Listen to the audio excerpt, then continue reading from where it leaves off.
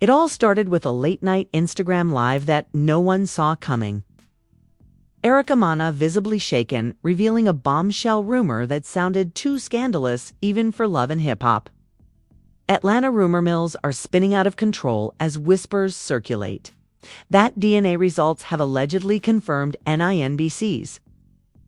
Harris as the father of Erica's secret pregnancy, and things have taken a terrifying turn. Fans are shocked to hear that an enraged Yandy Smith Harris supposedly confronted Erica in a private meeting turned hostile, leading to Erica's mysterious hospitalization emotions. Ran high as accusations of betrayal and deceit flew across social media, leaving the reality. TV community reeling rumors claimed Thaddeus messages were leaked, heated. Phone calls echoing in the night, and family members left divided over who to believe. Friends of the couple are said to be fearful for both women's safety with insider sources, claiming that hospital staff raised concerns about Erica's injuries. Meanwhile, Mendeecees is nowhere to be found. Did he flee in panic, or is he hiding a deeper secret? Stay tuned as we uncover every twist and turn of this shocking saga, where loyal fans are demanding answers and the truth remains buried beneath layers of controversy. Mena's breath caught in her throat as she pushed through the cafe's glass door. Every nerve in her body trembling like a leaf in a storm. The warm murmur of conversation and the rich aroma of roasted coffee beans that usually felt comforting now seemed alien, as though the entire world outside had been replaced by a vast, empty void. She spotted the corner booth where Yandy Smith Harris sat, arms folded across her chest, her gaze cold and unyielding. Erica's heart thundered. In her ears, each beat a harsh reminder of the sealed envelope in her hand, the envelope that held her future and dismantled her past. No matter how many times she read its contents, the words remained indelibly etched into her mind. Da analysis confirmed. Mendeecees Harris is the biological father of Mena's unborn child. Probability 99. 9% memories of laughter and late-night talks flooded her senses the first time Yandy had introduced her to this cafe that countless afternoons spent curling her fingers around a steaming lot, confiding dreams and fears in the safe haven of their friendship. But now every cherished memory felt tainted, as though the sanctuary of those moments had been irrevocably shattered with fingers so shaky she could barely steady the seal. Erica slid into the booth opposite Yandy, her spine pressed against the cool vinyl seat. Yandy's eyes, usually warm and inviting, were now chipped with betrayal, glacial and accusing in the hush that followed. Erica's pulse hammered so loudly that she doubted Yandy could hear anything else. Finally, Yandy reached forward and placed the envelope on the table between them, as if it were a detonator that would set her realities aflame. Open it, Yandy said, her voice low and brutal. Erica's chest tightened, her throat felt raw and parched as she lifted the paper, unfolding it with the certainty she both dreaded and craved. The single sheet, stark and unembellished, spelled out her doom. The stark black print contrasted sharply against the crisp white background. DA test results confirming Harris as the father. Probability 99. 9%. Erica's vision narrowed to that single proclamation, her stomach dropping out in a free fall that left her breathless. She tried to lift her gaze to Yandy, but tears welled and blurred her eyes. I didn't mean for any of this, she whispered, voice trembling like an autumn leaf. Yandy's jaw tightened. Her voice, a brittle whisper in return, didn't mean to. What? Betray me, steal my husband. The accusations landed like blows, each one igniting a fresh flare of guilt and fear inside Erica's chest. It wasn't like that. Erica managed her words small. I was scared. I thought you and Men's were finished. He said you two were separated. I never intended. She trailed off, unable to finish. The raw ache in her chest felt like a living thing. Yandy's lips curled into a sad, bitter smile. You thought wrong. She slid across the booth until her elbow rested on the table's edge, her face inches from Erica's eye. Never betrayed you. I never lied to you. And you sat here day after day knowing exactly what you were doing. Erica closed her eyes, drawing in a shaky breath. Please try to understand. She pleaded, I thought I could fix this without hurting anyone. You fixed nothing. Yandy spat, her voice rising. You turned my life into a circus. Everyone's talking. About you, mocking you, condemning you, Instagram, Twitter, blogs, they are tearing you apart. Erica opened her eyes, covering her mouth with her hand as she swallowed the bile. That I'm so sorry. She said softly, but Yandy wasn't finished. A tense silence descended before Yandy lunged forward, seizing Erica's wrist with surprising strength. Erica stifled a gasp as pain lands through her hand. You think saying sorry undoes this? Yandan hissed. You'll think your apologies hold any weight? She shoved Erica backward without warning. Erica stumbled her heel, catching on the table leg, and went down hard. Her wrist slammed into the tiled floor, a searing jolt of agony shooting up her arm. Her head followed, striking the marble edge of the table with a sickening crack that echoed in her skull. The taste of copper flooded her mouth as the world tilted, the lights above exploding into a constellation of blinding stars all at once. The murmur of conversation, the music even. Yandy's enraged shouting faded to a distant roar. Erica's vision brightened to a pinpoint before. Darkness swallowed her whole when she finally regained consciousness. The antiseptic sting of hospital air flooded her senses. The persistent beep of the heart monitor felt like a taunt, each pulse a reminder that she was alive, even though she wished she could vanish. She lay on a narrow gurney, crisp white linens tucked around her, the eave in her arm a lifeline, tethering her to a world she didn't recognize. Her head pulsed, her vision swimming as she blinked against the fluorescent glare. Her wrist throbbed with every heartbeat, and a heavy bandage wrapped it in a cocoon of pain. She tried to sit up, but nausea welled her body, rebelling. A gentle hand on her shoulder made her flinch. A nurse leaned over her face, a mask of professional concern. Take it easy, the nurse said softly. You had a rough fall. I need you to lie still while we run some tests. Erica's voice emerged as a croak. Where am I? The nurse offered a sympathetic smile. Central General, you were brought in after the cafe incident. You hit your head and injured your wrist. The doctor wants to keep you under observation for a mild concussion. Erica nodded, closing her eyes briefly. The pain and shame coalescing into a tight knot in her chest, the memory of the shove, the fall. The envelope each flashed behind her closed eyelids like a horror film on endless loop. She felt foolish for ever believing she could keep her pregnancy a secret, for trusting men to guard her from exposure. Her phone buzzed on the tray beside her. She glanced at the screen, dread unfolding in her stomach. Messages, notifications, texts after text. Erica hospitalized after Yandy's attack. Dinner results confirm paternity scandal. Mendeecees. In hiding, she dropped the phone back onto the tray as if it were a hot coal and closed her eyes again. The knot in her chest tightened. She had known the truth would come out. She had simply hoped it would be on her terms. Now everything was out of control. The door to her room creaked open. A man slipped. Inside his face, a mixture of guilt, fear, and something that might once have been tenderness. Mendeecees Harris stood in the doorway, his suit jacket disheveled, his tie loose around his neck, his eyes bloodshot and tired, locked onto hers. She didn't trust him, not anymore yet. A part of her still longed for reassurance. He'd approached slowly, as if unsure if she wanted him there. Finally, he knelt beside her bed, his hand hovering over hers before settling gently on her wrist. Erica, he whispered, voice thick with emotion. I'm so sorry. So sorry. She turned her head toward him, blinking through her tears. Where were you? She managed, her voice a fragile thread. You could have stopped this. He closed his eyes, pained. Yandy showed me the results first. She made me believe you were lying. I didn't know what to think. She felt a fresh wave of betrayal calm through her, turning her stomach to ice. You believed her, she said softly, each word a wound. Instead, off me. His head dropped. I was scared of losing her, scared of losing you. He lifted his eyes to hers, and for a moment Erica saw a flicker of the man she once loved, the man who had whispered promises of forever, but now that promise lay shattered, broken by whispers and secrets. She looked away, her tears falling unheeded onto the crisp white sheets. I'm pregnant. She whispered, her voice barely audible. He closed his eyes as if steeling himself. I know. He said, I wish I had come to you first. She searched his face for sincerity, but found only regret and sorrow outside the hallway. Lights flickered. The quiet hum of the hospital staff, a reminder of how far removed this place was from the sanctuary she once found in the cafe.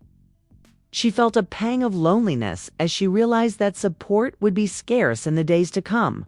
Her phone buzzed again, and she resisted the urge to check it. The world did not deserve her pain, it only demanded spectacle. Instead, she let her eyes drift to the ceiling, focusing on nothing. A soft knock at the door signaled another presence. Rashida Frost stepped into the room, her expression a blend of concern and caution. She approached the bedside slowly, as if unsure of her welcome. Erica's chest tightened. Rashida had been a friend and ally in times of crisis, but now loyalties were tangled and frayed. Rashida's gaze flicked to Men's, then to Erica. "How are you holding up?" she asked, gently, her voice low. Erica's lips trembled. "I'm hurting." Rashida nodded, pulling a chair to the bedside. "We'll figure this out," she said quietly, "but right now you need to rest." Erica swallowed, her mind racing with unanswered questions. How would she protect her baby? How could she face the fallout, and what would become of her friendships, her career, her trust in love? As Rashida and Mendeecees exchanged a glance in the corner of Erica's eye, she felt the weight of their silence settle over her like a shroud. The truth had come out with a vengeance, and there was no turning back. Erica closed her eyes, her body flooding with exhaustion as fresh tears traced lines down her cheeks. The fight ahead would demand every ounce of strength she had. And she knew that once the world learned of her secret, nothing would ever be the same again.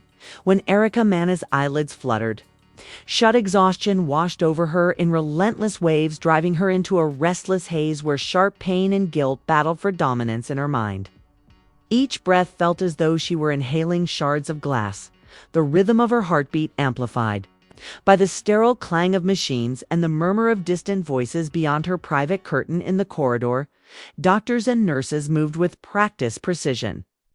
Their muted footsteps and hushed tones, blending into a low hum, felt far removed from the chaos unfolding inside Arapa's life. She drifted in and out of awareness, images flickering through her consciousness like a fragmented film reel.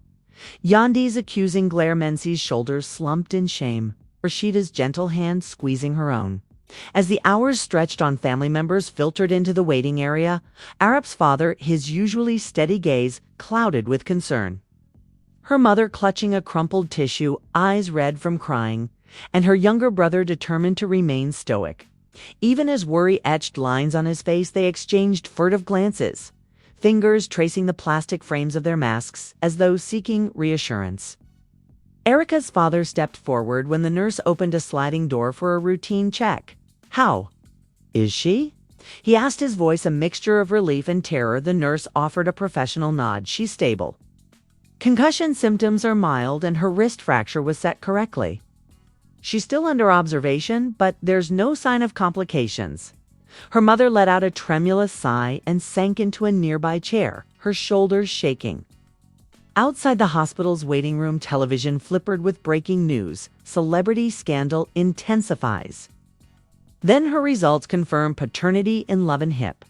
Hot food. Erica drifted, half listening, her thoughts swirling around the whispered speculation that would surround her forever.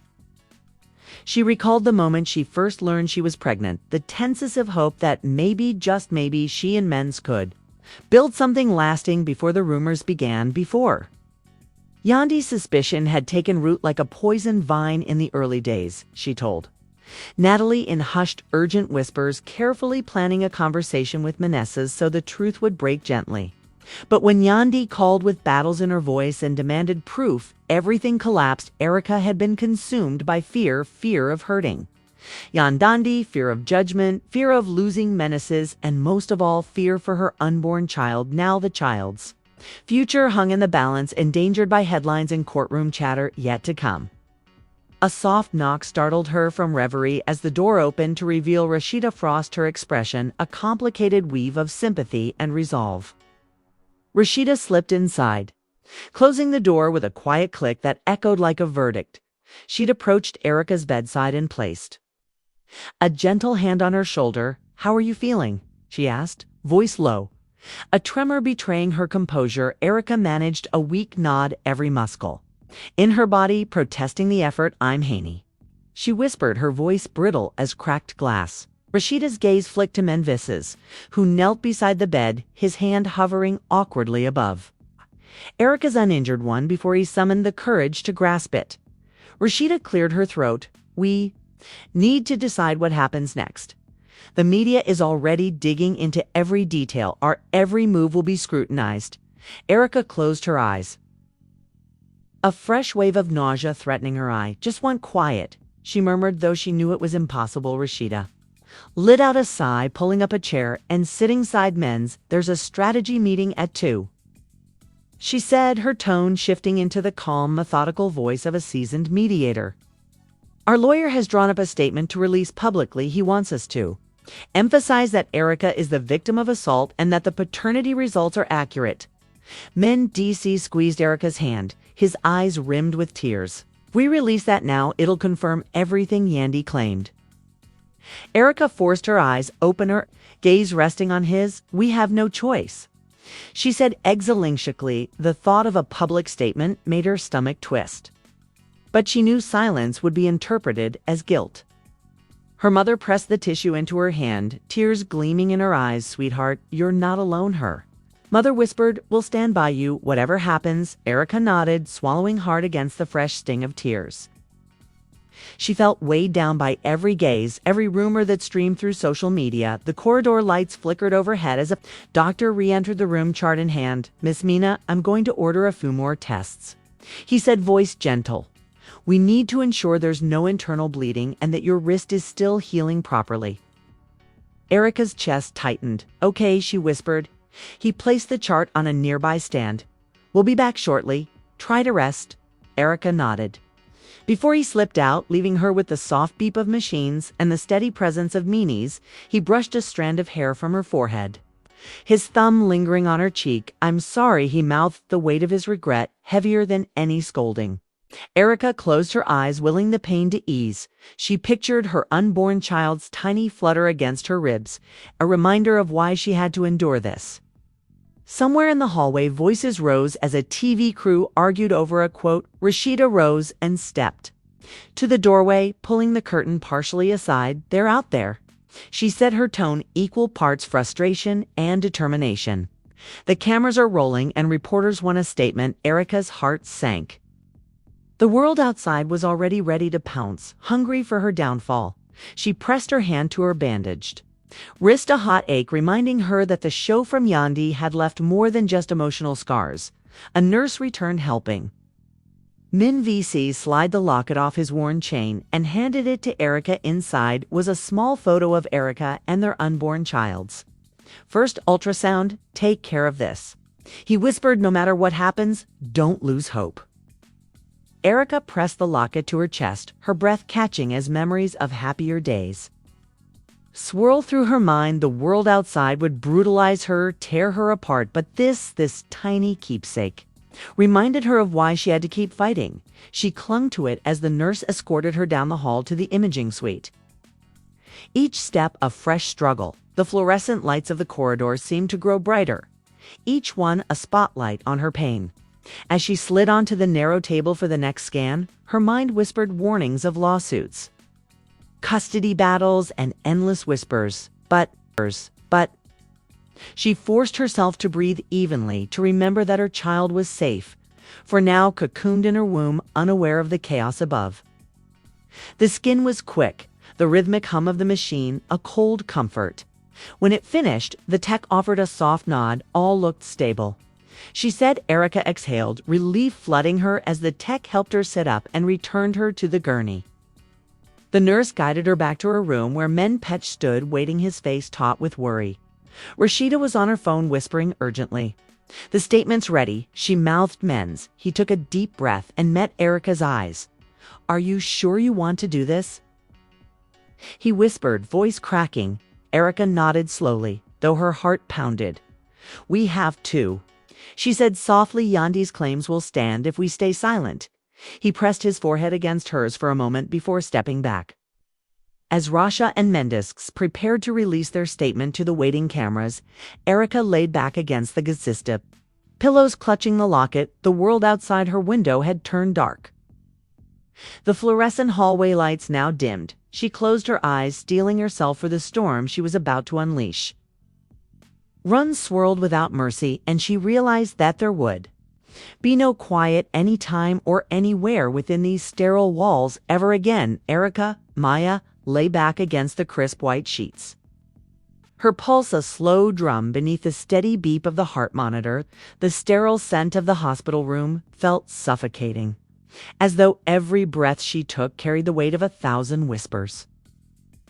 Outside, the world she once navigated with confidence had become a maelstrom of headlines, rumors, and fractured alliances. Mendeecees and Rashida had released the carefully crafted statement an hour ago, their words echoing on news broadcasts and social media feeds alike. Erica Mena is the victim of assault. The net test results confirming paternity are accurate. We asked for privacy and respect during this difficult minest. I see counterstifot. Time Butavin. As those words circulated, nothing felt settled. The statement had only fanned the flames of speculation, prompting more questions than it answered. Fans and critics alike dissected every syllable, debating motive, assigning blame, and wondering aloud whether lawsuits or custody battles would follow. Erica closed her eyes, letting exhaustion wash over her, but it offered no sanctuary. Images of the show replayed in her mind like a twisted film reel, Yandy's hand flying through the air, the vase of iced coffee toppling the table, sliding as Erica's wrist collapsed. Beneath her weight, the final crack of her head against the tile still resonated in her skull. A violent punctuation marked to a betrayal that cut far deeper than any physical blow. She ran her fingers against the warm metal of the if pole, grounding herself in the tangible. Mendeecees sat nearby, nursing a cup of lukewarm hospital coffee, his gaze fixed on the floor. He wore the weight of their situation in the slump of his shoulders, the hollow behind his eyes. He lifted his head when Rashida re-entered, her expression urgent.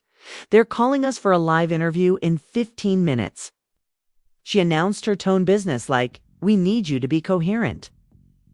Erica felt bile rise in her throat. I can't.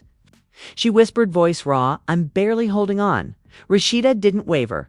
You have to. If we don't get ahead of the rumors, they'll write us off before we can even. Erica closed her eyes, pressing her forehead against the cool pillow, gathering her strength. Tomorrow would bring more battles, legal threats, custody demands, and the paparazzi's relentless click of shutters. But tonight she allowed herself a moment of fragile peace, holding on to the promise of new life inside her. The hospital lights dimmed slightly as night shift began, and Erica Mena slipped into shallow sleep. The world beyond her window, a blur of uncertainty and hope, swirled without mercy, and she realized there would be no quiet any time or anywhere within these sterile walls ever again. The sun had already dipped below the horizon when Erica awoke to a new barrage of notifications. Her phone, perched on the bedside tray, glowed with headlines that cut like jagged knives. Custody battle imminent, lawyers preparing suits against Yandy and Mendeecees, silent as scandal rages on. She pressed her palm against her forehead, the ache from her concussion such a dull roar that she wondered if she would ever feel at peace again. Mendeecees sat quietly in the corner, reviewing legal documents with Rashida. Their whispered conversation stopped abruptly when Erica's eyes fluttered open. How are you feeling? He asked, his voice gentle. She forced a small nod, though uncertainty churned in her gut. They both knew her physical wounds were only part of the battle.